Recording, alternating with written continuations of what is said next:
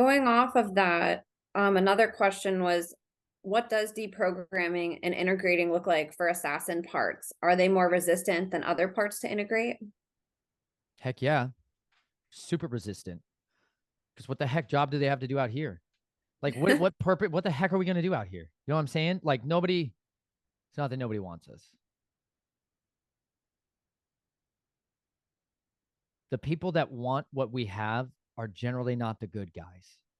So that sucks. So what the heck do you do with your life? What do you do with all this? Like I tried to become a mercenary for a little bit in there, you know, like I'm tired of getting paid $12 an hour. Sucks. It's just stupid. I'm capable of much more. Like I used to consult for people. That's what we called it, by the way. Consulting. This was the Jason terms. This was the legalese language that you have to work into your life to be able to process this. My consulting fees were 10 ounces of gold a day, like per diem. And then I'm supposed to stop doing that kind of stuff. And I'm supposed to go and get a job that pays me $12 an hour. And you're like, what the heck am I doing with my life? Meanwhile, you're watching other guys who are doing mercenary work and they're like, hey, I'm making $275,000 a year. And you're like, that sounds a whole lot better than doing this BS. You know, like it's exhausting trying to work in the normal world. It's insidiously stupid. It's like designed obsolescence. It's like why you buy, like, I bought this battery for my camera and I'm like, hey, this should be great, right? It's advertised as 3.7 volts, 1600 milliamps, 5.9 watt hours. And in reality, it's about 700 milliamps. Like it's designed to not be what it is. It's designed to break. So I'm going to have to buy another one. Like this kind of stuff pisses me off. It makes me want to wage a campaign and a war against the company who put this product out here and falsified information. Like my mind only ever works to just go ahead and unravel the mysteries of everybody's filthy work and ways. And it's like, how do you integrate a part of your soul that was raised to engage in criminal behaviors and to devour and destroy kingdoms? Like I was made and was facilitating destruction of corporations and religious organization and cults. Like I went after huge organizations. That was like what I was catered to do. And I'm very, very good at working my way in, finding out the necessary pertinent information. Where are the skeletons in people's closets? What is actually going on here? Who are the good guys? Who are the bad guys? And who are the dumb sheep that don't know any better? Like how to identify and clearly evaluate what's going on in an organization to root out the wolves, to kill the serpents, and to make sure that the sheep are protected and guarded. Like these were all the things I was made to do. And I just didn't know what to do with all of that. So I was like, okay, I guess I'll just go get a job as a mercenary. So one of my friends was like, hey, we're getting contracts to do high value asset transportation, meaning we're going to drive around witness people that are in witness protection programs and people that were going to testify at like court hearings and crime hearings. And so, you know, I got all the kits and the tools and the resources to go ahead and do that. And the day I had my first transport, I went to test fire one of the firearms, a backup pistol, a double barreled 45, a very slim 45 barrel pistol. And the first time I fired it, it blew apart in my hand and sheared my saddle joints off on my right thumb and blew my joint apart. And so I lost the ability to use my right hand. And it literally stopped my whole endeavors towards that field and going back into that. I think it was an act of the Father in one sense to keep me from going back into that world. But like you need to exercise the mind, especially as you're trying to get integration. Like you need to get it out of you. You need to have some kind of purpose. You need a job. And you know what? The people that want to hire us are generally the worst people on the face of the earth, and their only intent is evil continually. And it's not until I had to see people fighting. Like that's why I had to see Russ Dizzler. I had to see Dr. Michael. Like I had to see people who had teeth bared fighting against this system to know, hey, I have a usefulness. I have a utility. I can add value to this society instead of only seeking ways of dismantling it. I can add value to it. And I can use these skill sets in order to advance a kingdom of truth and contend against this kingdom of deceit. And I just had to learn what were those tools to use, because as I want to use other tools, as badly as I want to go use a Winkler's knife to just go cut the throats of pedophiles for the rest of my life, as much as I want to do that, I understand that there is far more effective tools at setting the captives free when you use information as your tool, as using your lips and the sword of your mouth to fight your war. Like, because I wrote that book, I've been able to see people set free, see the people that would have been the agents of evil instead turn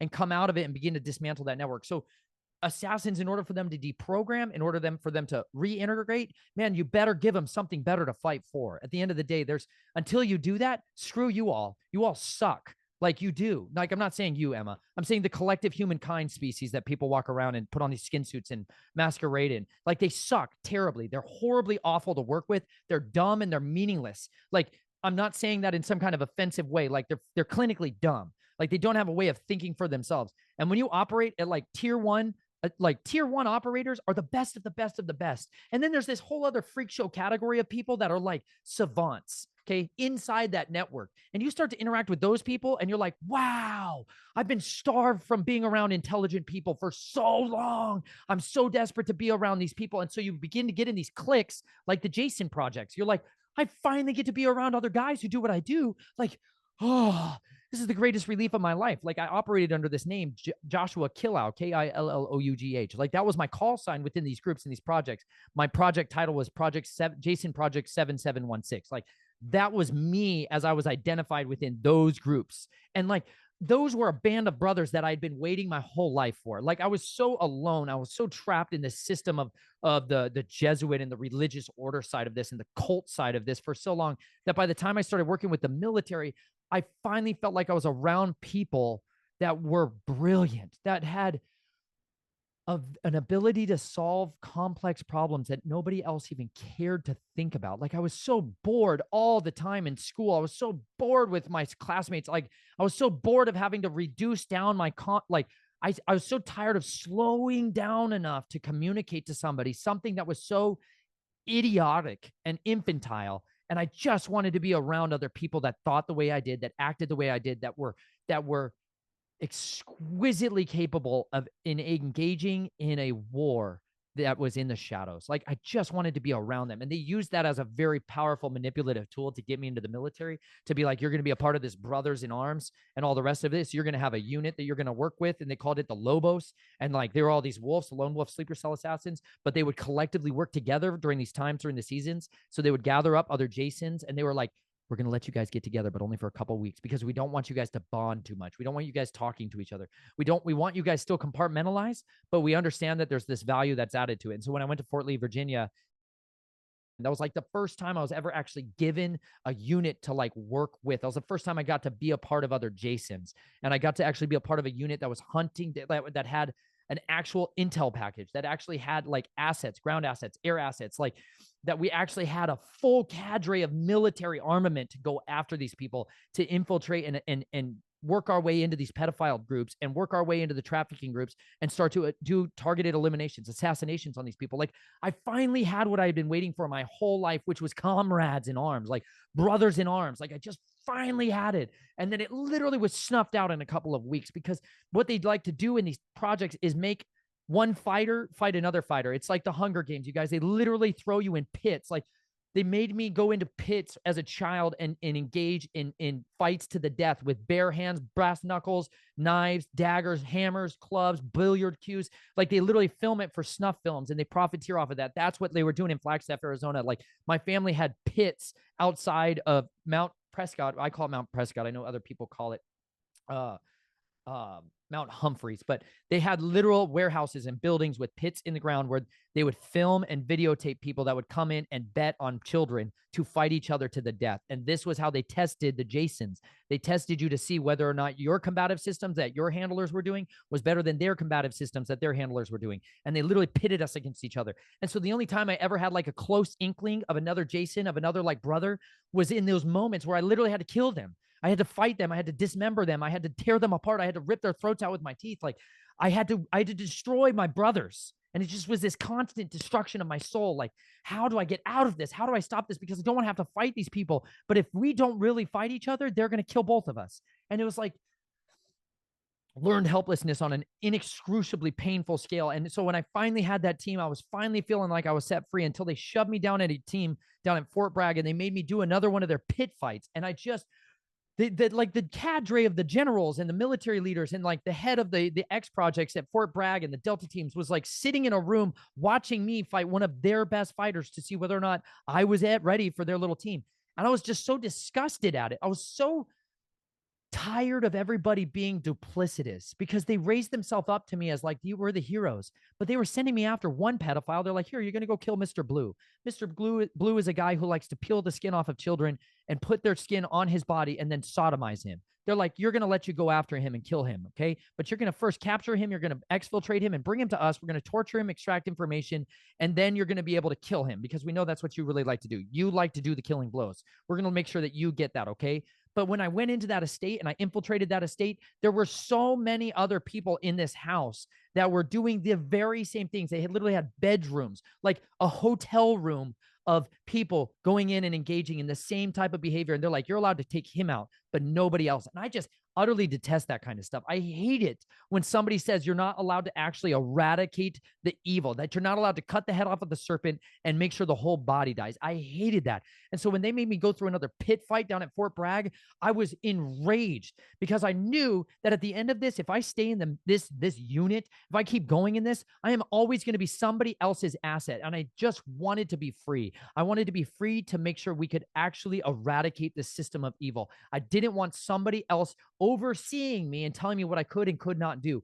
I wanted them to understand that I was the hand of vengeance on this earth. And I was here. All you need to do is let me loose and I could tear this whole entire thing apart. But nobody really would. And so during that meeting, I threatened the general that I would tear his throat out, which was not a good idea, you know? And it was over instantly, like instantly. They shut me off. They stripped me of my classification.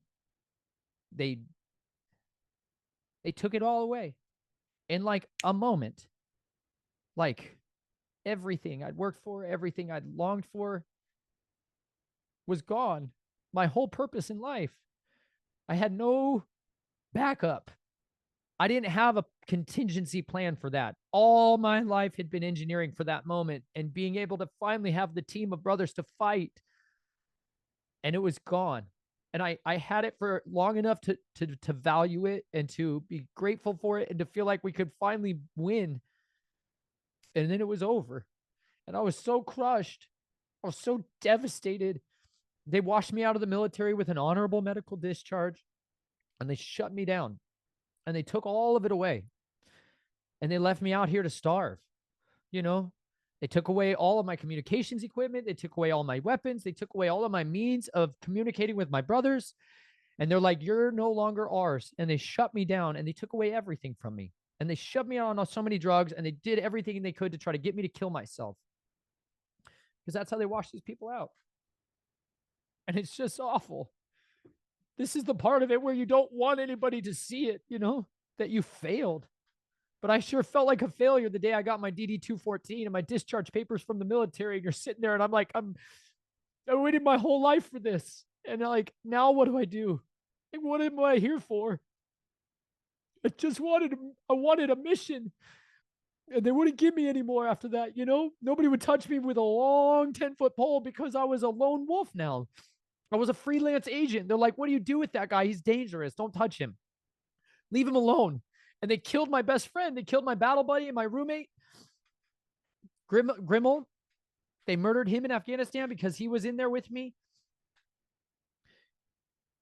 And I had to watch as they systemically killed all the other brothers that were part of my team. And I could do nothing about it. And I was just devastated. I was devastated. I didn't know who I was or what I was going to do with myself. And so I just wandered around the halls of this academia, like looking for a purpose, looking for a way to heal myself, looking for a way to heal others. Meanwhile, my family was just committed and hell-bent on getting me back operational so they could profit off me again. But I was old enough to understand that all that I ever found in those death cults was liars and thieves and murderers, and I didn't want anything to do with it. And this is literally the time in my life where I went back to the scriptures. I went back to the ancient path, and I just wanted a new foundation. If nobody else could give me identity, I wanted the Father to give me my identity. I realized that there was only one source of truth, and there was one who made me. He's the only one who knows who I am and what I was made for. And he's the only one who could give me that purpose, give me that mission. I needed a captain of the heavenly host. I needed a commander that was not corrupt. And I've never found that on this earth. I've never found that on this earth. I've only found it in him and living the way he said to. And because I started turning back to him, I met my wife and I got started on this process of coming into freedom. And you know what? This is why I'm out here, because at the end of the day, I don't care about a lot of these people that are around me. Like, I'm looking for my brothers. That's it. At the end of the day, I'm waiting for them.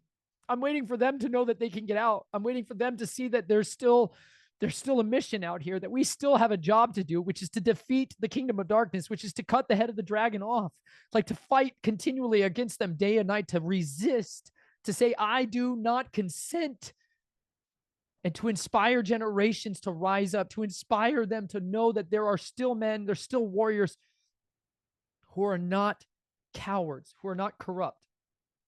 So how do you integrate an assassin? There you go. You don't. You just give them a job to do and get out heck out of their way.